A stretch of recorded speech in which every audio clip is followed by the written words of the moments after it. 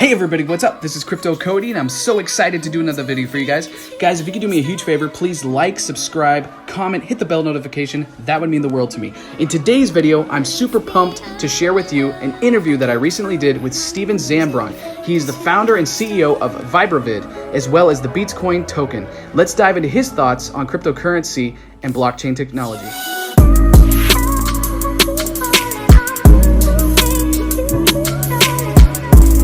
All right, so I'm super excited, guys, to have our guest here today, and this is super cool. It's Steven Zambron. He's a former audio engineer, genius within the music industry. He's also the current CEO and founder of the VibraVid. And dude, thank you so much for coming on the show, man. Really excited to have you and just kind of digging into what you're doing in the world of cryptocurrency and blockchain. Yeah, thank you very much for having me, Cody. I'm glad to be here and I'm ready to kick this off. Awesome, man. Let's dig into it. So my first question, I always like to ask a fun question when I have people on the show and whatnot. And so you were an audio engineer, or you currently are, or you former audio engineer? Yes. I would say former. It's something I've put off as the years have gone by. So yeah, sure. I know I've been a musician for many years, so it's definitely hard to let something like that go. But with my first question, I wanted to ask you: can you remember the first thing that you ever recorded? Yes. I'd love to hear it, man. I was about 12 years old, actually. Me and a buddy of mine that lived across the street, we wrote our own rap song and we performed it in front of my parents, and that was the beginning of my shortly lived music career. Dude, that's awesome. That's so cool. I know it's a special thing when you remember like the first thing that you actually recorded. Yeah, my mom still has the tape to this day. No way. You should release it sometime. I'd love to hear it. Yeah, sure. It's super cool. So awesome. Well, let's hop into some of the other questions. So what initially got you started as an entrepreneur within not just within the music industry, but within just the blockchain community in general? I seen so many opportunities, that was the thing. I've always been an opportunist, and entrepreneur is, it's a broad term, but right. I never liked working for someone. I always like to kind of work for myself and do things that way. You know what I mean? It makes I'm with you on that. Happier. And yeah, so I'm always looking for different ways to, get revenue, and blockchain and the entire space in and of itself, even with music and video, there's so much potential out there right now. And as these emerging technologies and markets develop, we're going to see a totally different environment in 5-10 years. Yeah, no, that makes sense. Yeah. And, I mean, when you first got started, I mean, obviously it's an amazing transition to go from being audio engineer, studio recorder to now being the guy who has a massive platform where you can make other musicians' dreams come true to some degree. Yeah. Sure. I mean, basically, speaking on behalf of musicians, what a musician needs is a platform, and B, they need a way to make money, and C, they need a way to market themselves. And so we encompass those three ideologies, which is basically the foundation for VibraVid and BeatzCoin. And that's what we're rolling with, and I think it's going to work. Excellent, man. Well, let's talk a little bit about the platform. So with the VibraVid platform, how does it differentiate itself? Like if you were to compare it, say, to like YouTube or, other different platforms that are out there, how does it differentiate itself? Sure. Unfortunately, of course, we don't out of the gate, we don't have the hundreds of thousands or millions of users as other platforms do. But starting somewhere, what differentiates first and foremost would be censorship. I mean, of course, we do have to have certain guidelines. We can't post anything that's necessarily deemed illegal, because at the end of the day, no matter how decentralized you are, there are people such as myself that are my name's behind this. So right, of course, illegal that happens, right, I'm responsible. And censorship is a big problem. I'm sure we all seen it this week, last few weeks. A lot of people are getting strikes on YouTube, suspensions. I believe Cryptotone just got his Yeah. account permanently Oh, dude, yeah. closed. It's actually one of my questions for you about Cryptotone. That's crazy what's going on with this. It is, and there's no reason for it. But I mean, when you dig deep, just try to contact YouTube or Google. You can't. There's like Wow. literally, sure they have a mailing address, but which I haven't tried that yet. But Right. there's like literally no way to contact these people, and Wow. but that shows you how big they are. And once you get to a certain height and level in business, Right. you don't care about the small people anymore. Yeah. Which that's another thing that we embrace and Mm. we've sworn to ourselves to always uphold is, we're built by a community and we need to always keep the little guy in mind. And that's what our platform is basically revolved around. Wow. Yeah, no, that's beautiful. And, I mean, Cryptotone, he's a friend of mine. And, I think he's done such a beautiful job just kind of bringing the news out, especially with the world of Tron and just all of the different TRC20 tokens and 10 tokens that have come out and just the companies backing them. And it really does kind of suck that they had to take them down for that. And so I guess, can you kind of dive into a little bit more, like, how would your platform, like, can you give us some kind of assurance? And I know that you spoke a little bit about it as far as, there's certain morality approaches that you need to take with the position of your platform. But is there anything specifically that you can kind of give us for assurance that something like what happened to Tone wouldn't happen to other musicians and developers on your platform? Right. Well, it's pretty clear and clean cut when uploading on VibraVid, you agree to certain terms and conditions, which Of is course. basically no pornography. Yeah. If it's explicit content, you should be marking it as explicit content.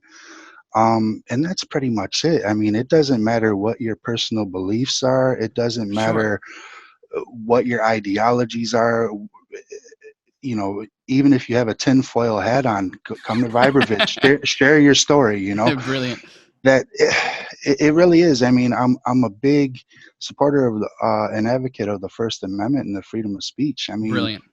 people should have a voice, whether I agree with it or not. And unless it's reported and comes across the attention and there's a consensus needed to where it's something illegal, it has to go. But other than that, everyone's free to speak their mind on VibraVid for sure.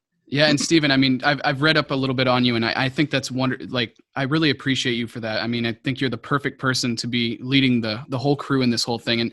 And the thing that's so beautiful too, man, is that, in the music industry, and you've seen this, I'm sure, but people are so expressive. I mean, it's just Oh yeah. art. The way of expressing art is so.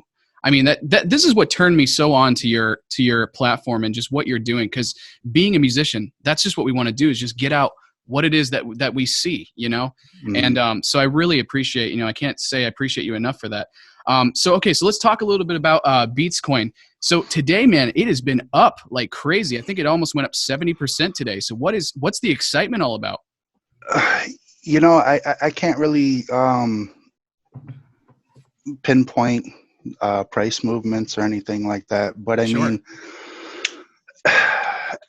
in my personal opinion, it's a good time for BeatzCoin right now. I mean, the price is pretty much hit what I think is a bottom. And of course, I can't give any financial advice concerning that. But I know there's a lot of supporters out there and people that do like our project. And Yeah. we've had people such as yourself and some others more recently become more interested into the project. And maybe there are some new eyes looking at us and things like that. And it's very much warm welcomed. And we're just going to keep building and keep doing things and hopefully pique more interest. Yeah, no, that makes perfect sense. And so, as far as the creation of the token goes, I know that there's so many different platforms that people can use. I mean, obviously, there's the Ethereum platform, there's the EOS platform, multiple platforms. What made you and caused you to want to choose the Tron platform? So that's an interesting story. I was always a proponent of Tron, but of course, at that time, the time frame I'm discussing, which is probably 2 years ago, um, they didn't quite have a product ready built yet. Yeah. And everybody that I dealt with, from advisors to team members, everybody wanted to do this on Ethereum. And, we tried, we tested, it just wasn't working. Um, and it was a gut instinct of mine, I Sure. suppose you'd say. And we ended up rolling with Tron. I mean, it could have failed. I mean, if Tron would have been similar to Ethereum or worse, it, it wouldn't have worked out for us, and we would have had to find our own solution. Or we even contemplated building our own blockchain at one point. Um, Wow. Wow. That's amazing. but when Tron did launch, and we tested it out, and because the main thing for us is, of course, instant, fast microtransactions, Yeah, of course. which many platforms are not optimized for. And it just so turns out that Tron worked out perfectly for us, and we haven't looked back since. I mean, it just works well. Yeah, no, that's brilliant. Now, I'm going to ask you another fun question. Okay. Obviously, I know that you've met Justin's son. Yes. And I have this picture. I don't know if you can see it. Yeah. I'm just curious. So, what was going on in this picture? Like, do you think you can kind of let us know what you guys were talking about? At that particular point in time, Justin, that of course was at Nitron 2019, Yeah. in San Francisco. And it was my first time meeting Justin, but he had came out to do a little meet and greet. So it wasn't nothing extremely exclusive or anything. But I did introduce myself. I told him that I was with the BeatzCoin project, and we shared a couple things back and forth, and then he referred me to Justin Canole from BitTorrent, because I had a few questions regarding BitTorrent. Because Yeah. at that time, we were considering using IPFS for all of our storage Wow. capabilities, Yeah. and Justin Canole and I ended up sitting down and having a couple drinks and discussing uh, the future plans for BTFS and BitTorrent Yeah. speed and Totally. things of that nature. And uh, and here we are today. Everything's working out well. And Justin, I mean, he must be an awesome dude. What's he like in person? Uh, he was pretty overwhelmed that night. I mean, I Yeah, I'll guess bet. because everybody was trying to have a word with him, of course. Yeah. But yeah, he's real friendly, really nice guy. Uh, he just gives off them warm, good vibes. That's pretty Yeah, much all I totally. can say. Yeah, that's awesome. I know he's been having a little bit of crazy back to back with Warren Buffett on the news and whatnot lately. It's just Hmm. insane what's going on with that. But Yeah, well, let's get back to the platform in BeatzCoin. So sure. now, obviously, as a YouTuber, there's incentives that we get on the YouTube channels, and obviously a certain thing that we have to hit with that. But let's put that aside. I'm more curious about your platform. What are some of the incentives, and how exactly does it work as far as being not just the user, but also the consumer of the platform? Well, in your case, I mean, or someone in your position, starting a new channel, whether it's on YouTube or VibraVid or elsewhere, the first thing you have to do is you have to market yourself. Right. You have to reach an audience, and you have to hope that people will watch your content. Right. Of course.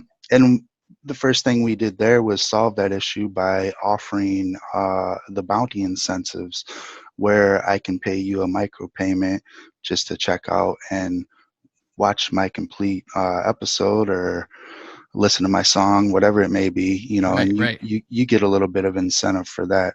Now, as far as content creator, um, we we've seen more success through the bounty initiatives, uh, whereas, because I mean, it's a touchy thing. A lot of people um, don't like to pay for things. Right. They Yeah. of course, you're talking about your LimeWire, your Napster, Yep. and all these old stories. Yeah.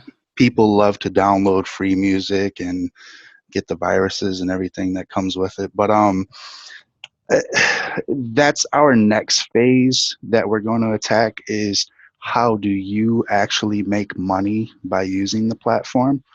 Yeah. It's going to take some education. It's going to take um, basically providing options and choices for people. Totally. um, but at the end of the day, what we want to push out there and make people realize is that, you're free to charge for your streams whatever you want. Yeah. Whether it's, if we want to talk in USD terms, whether it's a half a penny a stream or $1 a stream, or if it's Sure. super exclusive 10, it's up to you. That's right. And we also, not quite yet, but we're starting to get into our phase where we're going to start ad integrations. Nice. And the ad share we've studied on other platforms, whether it's YouTube, Spotify, SoundCloud, those platforms, they don't give out enough, in my opinion. And I think that's a general consensus across the board. Wow. Not only that, you have to meet so much various different criteria. You can't talk about this, can't do that. You have to have so many views. Oh my word, yeah. We're eliminating most of that to where, if you're in that program and participating, there really is no criteria. You're going to get what you deserve. And of course, we're considering the highest ad revenue share that we possibly can, while also maintaining costs and operations. Wow. It sounds like a dream come true for a lot of users and whatnot. That's pretty awesome, man. Sure. Yeah. And okay, cool. So now I want to talk a little bit about decentralization, if that's all right. And how do you have enough time? Can we go a little bit more time? Are you good? Oh yeah, I'm good. Okay, awesome. So obviously the word decentralization has come out quite a bit over the past few years, just regarding, cryptocurrency, and just a big word that a lot of people are now starting to look into. Mm-hmm. What does it look like to you? Like, do you think that's healthy for society? Do you think the world's ready for decentralization, or what are your thoughts on that? Well, I guess first and foremost, true and total decentralization isn't really a thing. Yeah. Again, going back to some of the things we touched on earlier, there's always some sort of involvement from actual people in some way or another. Websites can't magically create or host themselves and things of that nature. Yeah. But at the same token, I mean, it's all about balance. I think you just really need to find that fine line between a centralized system and a decentralized system, and lean toward the decentralized aspects and take everything good from that and, produce something and make it blossom. Yeah. It's brilliant. And it makes a lot of sense. I mean, I think it seems to scare some people, but overall, I mean, it makes sense as far as freedom goes, right? To be able to have all of your own stuff, and not have to surrender that to whatever centralized platform it is that you're on, right? Yeah, for sure. 'Cause I mean, the data mining and stuff alone that these companies, most of us aren't even aware what they're doing with our information, Yeah, that's crazy. And it's crazy is a perfect word for it. I mean, I've found myself having conversations with somebody about a certain thing or topic, and then like the next day I'm seeing ads for it. Oh my word. Holy it's crap. Like, what happened there? It's freaky, man. Seriously. Oh my word. It is. So now with your platform, this is kind of another fun question, I guess, is like, where do you, as the CEO of the company, where do you see this thing go in the next 5 to 10 years? 5 years is probably a good starting point. Probably, yeah. We have a lot of work to do. I mean, the expectations in the space, people want things right away. It's amazing. Yeah. And I'm hounded daily by supporters or holders.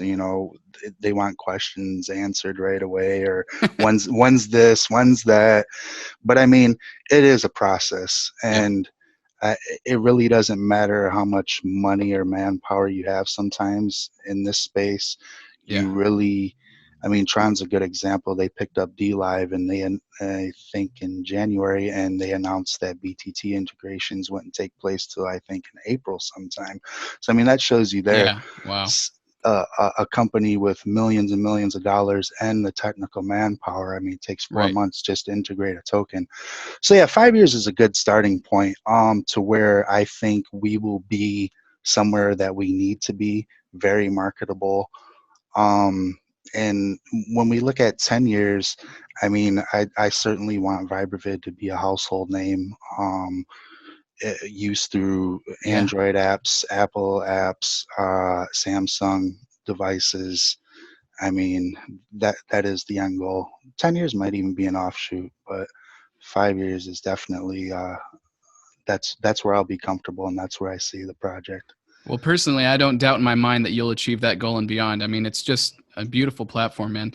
And Thank you. I got one more question for you, if that's all right. And that's, what's, we are really seeming to come into a time where people are just hearing about Bitcoin. People are hearing about, now they're hearing about Tron, with Justin Sun being on the news, and just all of these different cryptocurrencies just emerging out and into public. And, with that being said, what is the best advice? Because I think that this year and next year, I would not be surprised if we see a very large newcomer coming into, just flooding into the crypto world. What is the best advice that you could give them as newcomers, as new holders in the industry? Yeah, I agree as well. I do think there's going to be a large influx of new people into the space. Yeah. My keen advice would be to be very careful. Yeah. Definitely do your own research. Yep.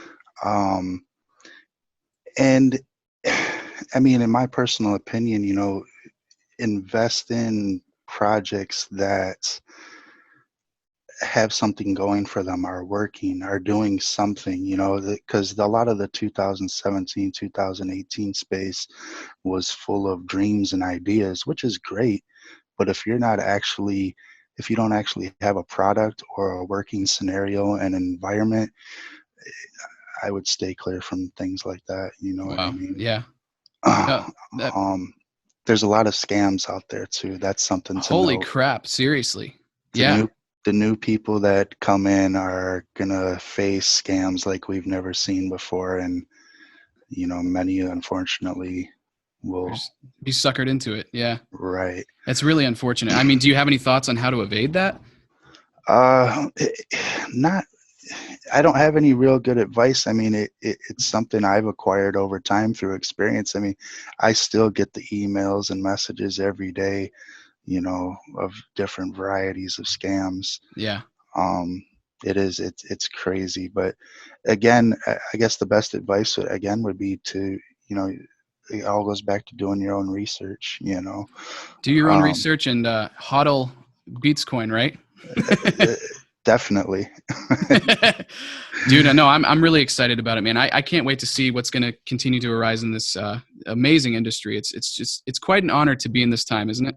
It is. It really is. And some of the things that we're working on right now, we just had a few major updates, and currently the boys are working on categories and different subgenres for Nice. music and videos. App development has started for Android, Tron Link and Tron Wallet integrations, so people can log in using those applications. That's awesome. That's huge. And yeah, we're gonna keep on building, and give us some time, and we're gonna push hard. Well, dude, thank you so much. I really appreciate it. And what I'm going to do is, just for everybody that's watching this, I'm going to be leaving all of the links that you want me to leave below, Steve. And, Right. I really do appreciate you taking the time out of your day. I know that you're super busy. Just thank you so much, man. It really means the world to me to have you on the show. It's an honor, and I thank you from the bottom of my heart to have me on today. You can visit VibraVid at VibraVid.io, and if you want more information on BeatzCoin as a project and token, BeatzCoin.io, spelled with a Z. Perfect. Thank you so much, man. Thank you. All right. You have an awesome day. You too.